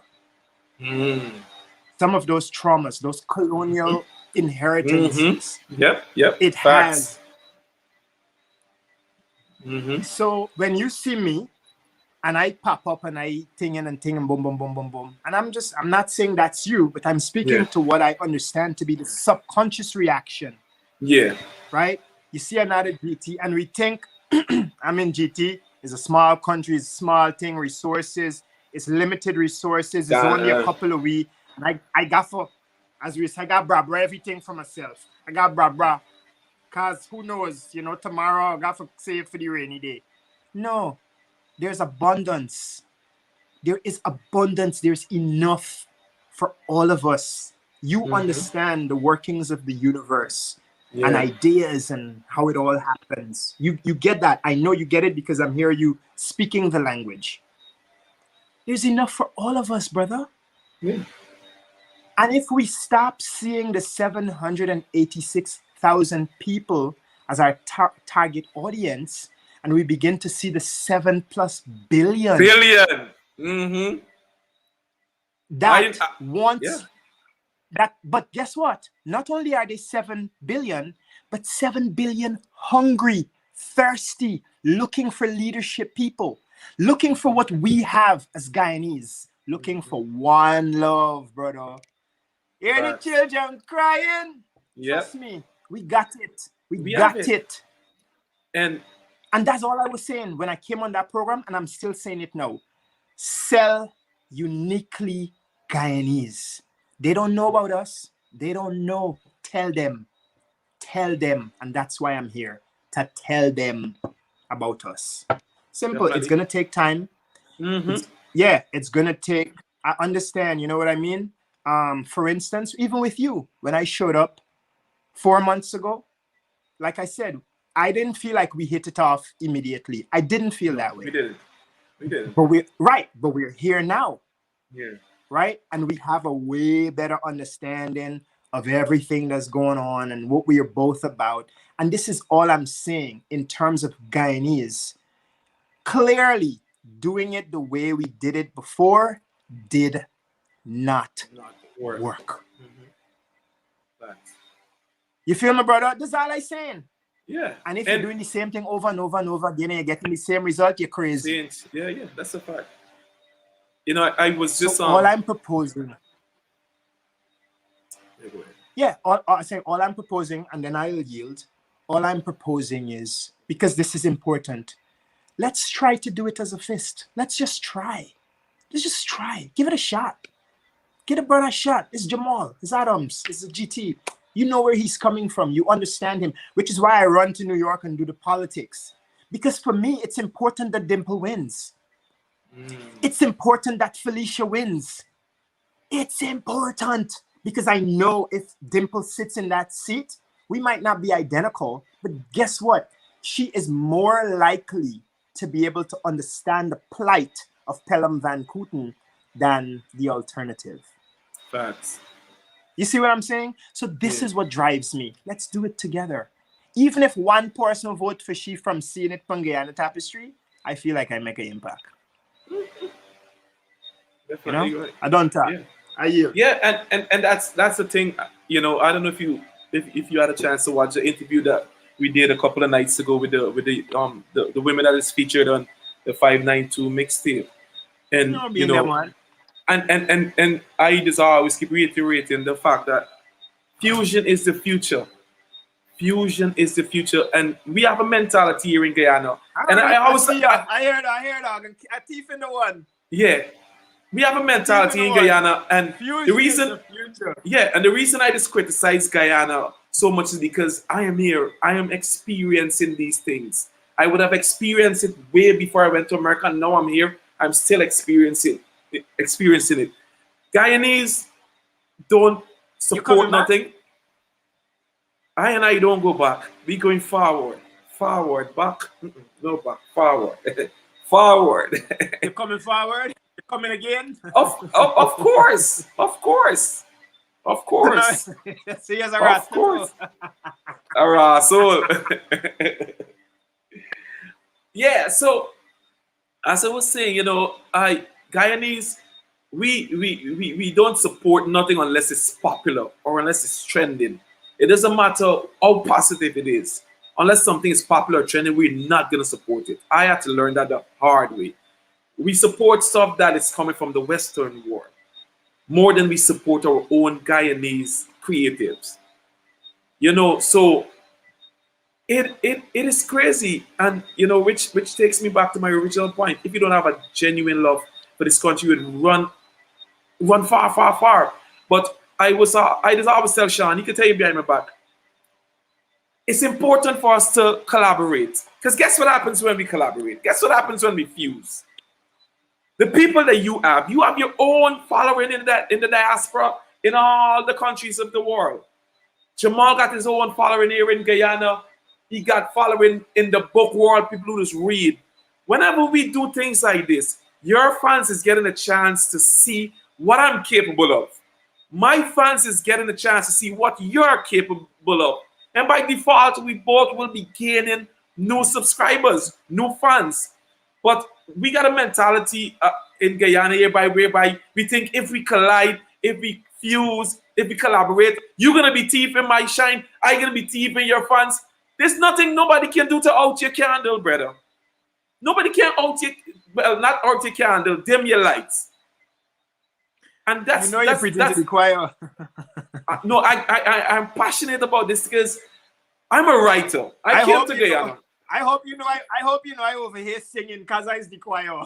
I'm a writer. I'm a writer. And when I came back in 2016, the music quality wasn't so lyrical. It didn't have any meaning. I mean, it didn't have song either, but the quality of the lyrics wasn't good. So I reached out to many people, bro. I was like, yo, I'm a writer. I have a following. I said, yo, let me write a few lyrics for you. Let me write a few songs for you. Remember, Jamall was nobody. I see political correctness is not your thing. I only have to give accountability to God, brother. No, man. I know. As long as I'm not doing anything evil to humanity, I'm gonna be who I am, bro. God knows what's in my heart. It's not. Sometimes we need to be raw. That's the only time some people get the message. When we sugarcoat stuff and be politically correct, people tend to just be like, okay, whatever. Sometimes you gotta be raw. You gotta take off your jacket and get down there in the mud and be a pig for people to understand where you're coming from. I will say I'm going to adopt this your sense of style tonight, the shirt. I'm definitely stealing. Oh, this is who. This is my who. This is who. I'm definitely stealing. I was like, wait. It's something. I got this from H&M since 2015. So this is mad old. Remember when Kanye West? Look, remember when Kanye West came out with the cut up? Everybody was like, this guy crazy, and then it eventually became a trend. But we've been talking for an hour and 38 minutes, man. Look at that, and it feels like we just started. Yeah, it feels so. Before we go, that's all. Yeah, before we go, you got anything else that you would like to share? Anything else you would like to ask? You know, before we head out of there. Yeah. Well, thank you. No, I mean, I do want to share something, but I'll give you a chance. Kind of want to read something, but okay. I sincerely appreciate the opportunity, Jamall. You know, the consideration, the fact that, and it's better this way actually, because you kind of jump on the bandwagon and you really don't know. And to be honest with you, I kept on keeping on, because I have a bit of an understanding of how Guyanese people are. And like you said, you know, I might frame it a little differently. I wouldn't say that we don't support anything unless it's foreign, because remember when I talk, so your boy Tony said, don't talk like the Guyanese got national pride. I could talk like that because I didn't struggle with them. I could say that because I have experienced that. When I used to come home as a foreigner, now I'm here on the grounds with y'all, and it's like, so right. So I could talk about that. I don't want to until I'm going to be frank, right? Yeah. But until I can make my frankness credible and grounded In fact, yeah. I'm gonna keep talking. Yeah, you're gonna be politically correct. Right. Yeah. Yo, so brother, yo, like this energy, like, yo, come on, man. And you talk about the collaboration piece, right? While it is the benefit, you know, like, okay, so in a specific social media sense, there is the benefit of the collaboration and you benefiting from followers and so on and so forth. Now, you're a man that understands energies. Let's amplify that beyond the simple practice of posting content to collaboration on a broader scale, right? For me, it's the welding of personalities, the unique light that Jamall brings to the table and the unique light that Chico Pelham bring to the table. And I'm using this as an example because we're here, right? So you talk about you have your following, you have your platform, whatever the case may be. And then we combine that, right? Just combining forces, period. I'm talking about followers. I'm talking about forces. It could be ideas. It could be any force, life force, combining it, right? You bring your good intentions, your good ideas. You bring what you have. I bring what I have. We're well-intended, and we combine it. The likelihood of the amplification, the sonic boom that we will all benefit from is far more than if I there walking and dredging in my own car and you know what I'm saying? So that if you're just a finger that can poke a post office. So that's all I was trying to say. And there is a poem. Are you familiar with Les Brown? Les Brown, no. Are you familiar with? Yeah. So let me What are the next steps? I want to show you. I just said it. Fusion is the future, and MP Ganesh Maipal just actually posted it on his Facebook page. He's one of our MP here in Guyana. MP Ganesh Maipal. He's actually he just posted it on his Facebook page and tagged me. Fusion is the future. Jamall Adams. A member of Parliament. A member of Parliament. There was a few of them in here. The one that said that she just prayed for me. We had Nima Flubest, and then we had Natasha Singh. So yeah, they're watching. Trust me, bro. That's what I'm saying. That's what I'm saying, man. Yeah, go ahead with your poem. Yeah, I was asking you about next steps. What are the next steps for you? What? We haven't even talked about your political activism, which I'm fascinated. Listen, I got all night. I'm being a little considerate for you. You know, so I got all night. My professional work week is over, so it's the audience. Yeah, but we could probably have a part 2. Yeah. We could probably have a part 2. Yeah, definitely, man. So you were saying about the poem? Yeah, but I was asking you about next steps before you go and find me. Okay. Oh, the next steps before I go. Honestly, I'm just trying to just do what I'm currently doing. You know, just continue. Excuse me, bless me. just continue to provide the kind of service that I am providing to the public. You know, I'm trying to be a better father, a better son. You know, a better colleague. Kids? I have a son. I have a 5-year-old son. You have children? Kids, a kid. I have a 5-year-old son Boy, that I got for my marriage. Yeah. I used to be married. Yeah. That's what I'm saying. It's not even, it's an hour and 4 minutes, and we didn't even get into nothing as yet. I see my brother is in the comment, Astel Collins. Big up yourself, Astel. Man, I want to connect you with Astel Collins, man.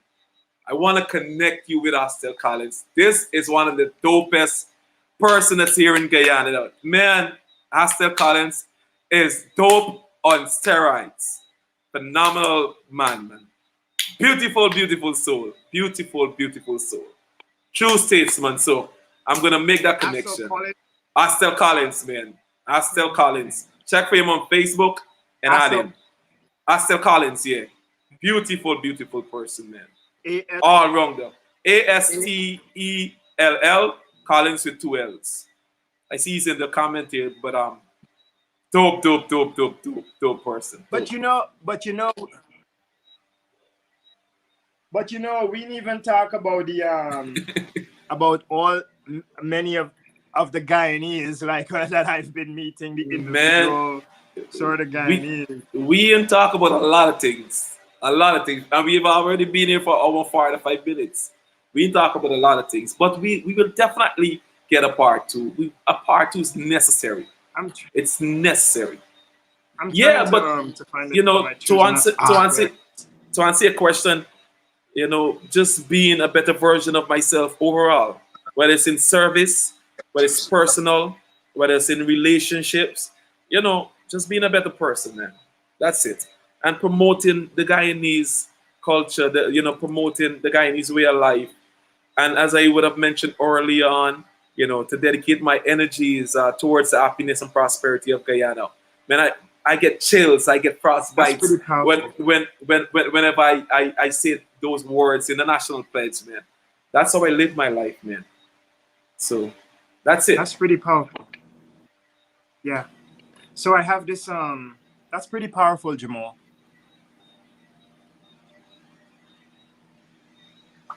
Yeah, wow. Okay. So this is the this poem. It's not actually by Les Brown. It was recited by him. I think it was actually written by someone else. Okay. And it says it's to be uncommon, or it is also sometimes called the entrepreneur's prayer or creed. And it says, I do not choose to be a common man. It is my right to be uncommon if I can. I seek opportunity, not security. I do not wish to be kept citizen, humbled and dulled by having... Listen. Could you pause for a second? 1 second, don't move.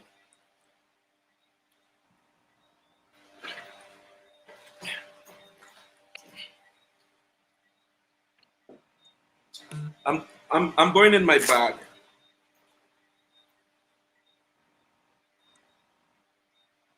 You have the same poem? Don't move a muscle. No. You have the same poem? The universe. Let me tell you something. The universe. By Dean Alfhange.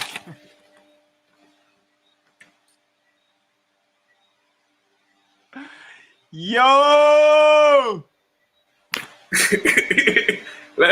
Let me tell you. Man, Astel, man, you see Astel? Astel, look what he's saying in the comments. Look at this life, man. Look at this life. So Saturday, we was actually on the malls, Merriman Malls. They actually celebrated the 24th anniversary. And my boss, Joseph Armand, he actually recited this same poem. And this was actually the first time I heard the poem. And I was like, listen, boss, I need that. And this is a statement and everything. See, he actually gave it to me. And I was promising my sister Karen, I was like, listen, I'm going to print out this poem and I'm going to give you 2 copies, one for your house and one for your business, because this is a beautiful work of art. Man, continue, man. Continue. The universe. Look at the universe. So you understand why I want to. You understand why I want to share it. And I want you to share it. I want you to share it. Yeah. So this has been my cornerstone. Yeah. For years. Well, yeah, years now. I learned it maybe 2 years ago, and so it was part of the turning point. Part of what ignited a turning point for me. Right. I do not choose to be a common man. It is my right to be uncommon if I can. I seek opportunity, not security. I do not wish to be kept citizen, humbled and dulled by having the state look after me. I want to take calculated risks, to dream and to build, to fail and to succeed. I refuse to barter incentive for a dole. I prefer the challenges of life to the guaranteed existence, the thrill of fulfillment to the stale calm of utopia. I will not trade freedom for beneficence, nor dignity for a handout. I will never cower before any master or bend to any threat. It is my heritage to stand erect, proud and unafraid, to think and act for myself, enjoy the benefits of my creations, and face the world boldly and say, "This I have done." By Dean Alfrange. And that's what I would like to leave with the audience tonight. Definitely, man. Definitely, man. The universe, man. The universe. Anyways, Chico, man, it has been a pleasure, man. Woo! Talk about jewels. I'm coming back and knock for your door. You have to. Whenever, listen to me. Whenever you're ready, I'll facilitate it. Whenever. It doesn't matter what day it is. Once it's after 8 at night, I'll facilitate it. Just let me know. Just let me know. Let me know, man. We need a part 2. Because we ain't even get into the groovy stuff as yet. It's already over 50 minutes. Man, time really flies so fast. But Chico, man, you're doing an awesome job. You're doing an awesome job when it comes to promoting the culture, when it comes to being an inspirational figure. You know, we appreciate you, we love you, and we will support you. So just keep doing what you're doing, man. Keep doing what you're doing. Sky is the limit.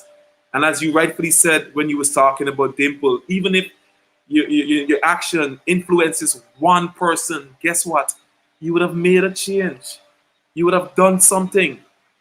You know, so keep that in mind and keep on doing what you're doing. And before we go, I would like you to let our viewers know where they can find you, because I know for a fact they're interested in getting to know more about you. So sell the thing. Well, I will share it, Jamall, but I can. It is really important. It is really ever so important to stress the need for us to just kind of put aside the ways we did it before, man. You know what I'm saying? For Guyana, brother, for Guyana, man. It hurts so much to watch. Even from here, it hurts a lot to watch what is happening in Guyana. In Guyana. So my thing is, the compulsion behind Guyana Tapestry is, it's a tapestry, man. It's the difference. It's the differences that make us strong. We talk a lot about diversity and inclusion in America. I didn't have to come to America to understand diversity. I'm Guyanese. I know what diversity looks like. Facts. You know, I didn't have to come to a predominantly black and white country to figure out what diversity look like, or what inclusion or exclusion looks like. You know, so I just want to tell my fellow Guyanese, I know I haven't been home in a little while, but I sincerely believe that we gotta change the formula. We got smart people in Guyana, and if you're doing maths and you're adding 1 and 1 and a thing giving you 2, something wrong with your formula. Change it. Facts. You understand what I'm saying? Change the formula. What you're doing is saying adding back, you're scratching up. We don't even go back, we just go forward. So Forward. And forward. You know what I mean? You're scratching out your base, you know. Yeah. Change the strategy. The strategy. And that's what I want to promote. Change the strategy in the interest of our future, the future of the land we love so much. So, Guyana Tapestry, that's not my name. That is the name of the platform. People is coming in my inbox and said, Tapestry.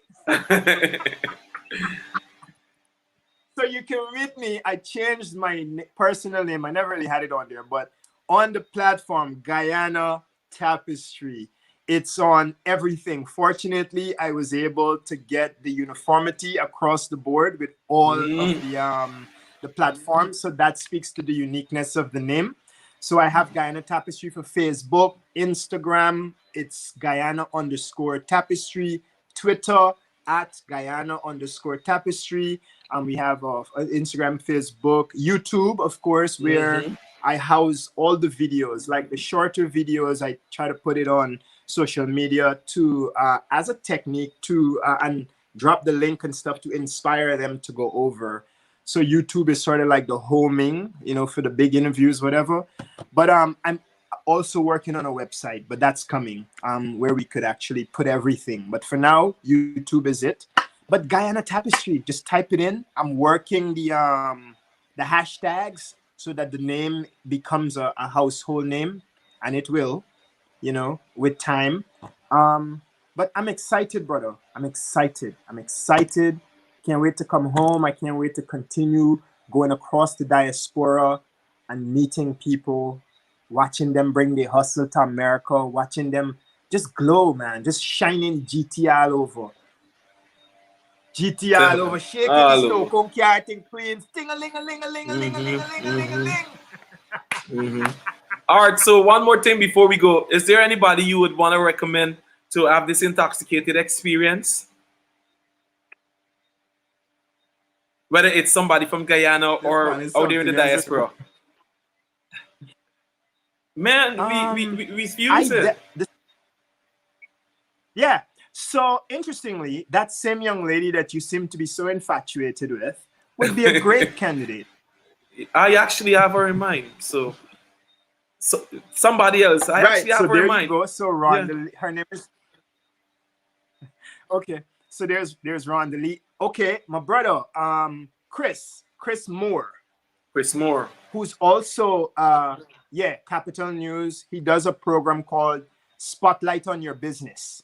Okay. He operates out of Florida, and he does a program as well, but it's not like Rhonda. It's not like Guyanese focused, but he's a former Capital News production assistant person, camera guy. And, he's very good at it. Hey, he advises me on some of what I need to do to improve my own production. But he does his own thing. And he also has his roots in the media in Guyana and is working on expanding his platform here. So he's a great candidate. I would also recommend, there's some other people that I'm getting acquainted with. Maybe as time progresses, but we got plenty people, brother. We got plenty people that you could talk to, people that it's a wealth, and it's good because you do the virtual, so that allows you to have access to more. Widest span, definitely. Yeah. So I'll definitely keep an eye out, and we will continue the conversation. And once I've had experiences, interaction, meet people, and I think they suit the profile of what you're doing, most certainly, why not? Why not? Yeah. What we say, right. Hand wash hand, make hand come clean. Yep. Facts. All right, man. So thanks to everybody who was tuning in for the past 2 hours. We're at that hour and 58-minute 30-second mark. I'll just allow it to run to 2 hours, man. I'll just allow it to run to 2 hours. We got 1 minute and 30 more seconds. Everybody who has been with us from the beginning of the program, big up yourself, Sean. Big up yourself, Astel Pam Van Kooten. Big up yourself, Zamir. Big up yourself, Zamir. Big up yourself, Guy Akda, Alana, Colin Bino, Lachman Aziz, Alexandra Murphy, Identical. Big up yourself, Don, my mom. I love you. Sharon Ross. We got Danson from Canada, Danson Williams. I'm going to be having him on the program next Tuesday. I'm going to be having DJ Star out of Atlanta on the program this Sunday. So make sure to look forward for that. We have everybody. Yeah, man. Everybody that's in the building. We have Enika from New Jersey. is in the building. Big up yourself, Anika, Samaya. Big up yourself, man. Yeah, so thanks for watching. Thanks for the support. Thanks to everybody who would have shared the. Wait. Wait, Jamall, wait. What happened now? Wait. Somebody in the comments say he has a vision. Somebody else say he also encourages business people to post on his page.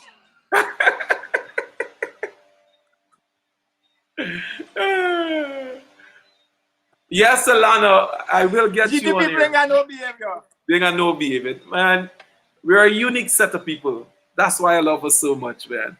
Thank you, So brother. we are officially at 2 hours. So 2 hours of jewels and gems, man. Yeah, Alan, I see you. We're gonna get you on there. Don't worry. So yeah, man, thanks to everybody heartfelt gratitude.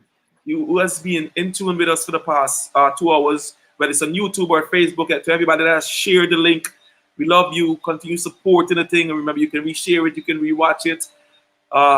Chico, man, sky is the limit, man. Hats off to you, man. We love you. We appreciate you, as I would have mentioned. Continue the way you're doing, man. We're gonna do amazing things, man. We're gonna do amazing things. God is gonna ensure that you have that eruption out of lava within inside of you burning up. It's gonna be erupted. So just continue doing what you're doing, man. Thanks everybody for watching. Remember, Sunday DJ Star. I don't want it to be lost. I don't want it to be lost. The value that you're bringing to the table. Okay. Remember, it's not a one-man thing. It's us. It's us. Definitely. Right? It's us. I really believe that. You hold me up, I hold you up, and we all make it together. Guyana is a small place. It's not a lottery. It's not a lottery. It's not 330 million like America. It's only 700 something thousand. We can all succeed. We can all succeed and be okay. That's all. All right, man. Good night, internet world. Love you too. Stay safe, guys. One love, brother. GT, one love, baby.